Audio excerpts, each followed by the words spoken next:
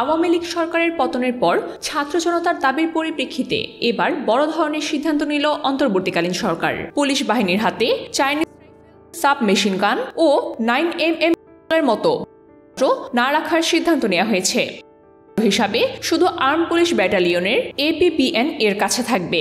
স্বরাষ্ট্র উপদেষ্টা lieutenant general Jahangir Alam Chowdhury জানান, পুলিশের বিভিন্ন অভিযানে এই অস্ত্রগুলোর কোনো প্রয়োজনীয়তা নেই। 12 মে আইন শৃঙ্খলা সংক্রান্ত উপদেষ্টা কমিটির সভা শেষে সাংবাদিকদের তিনি এসব কথা জানান। এই সিদ্ধান্ত কার্যকর করতে স্বরাষ্ট্র মন্ত্রণালয়ের এক উপদেষ্টার নেতৃত্বে কমিটি গঠন করা হয়েছে। র্যাব পুনর্গঠনের প্রশ্নে গঠিত হয়েছে আরেকটি কমিটি।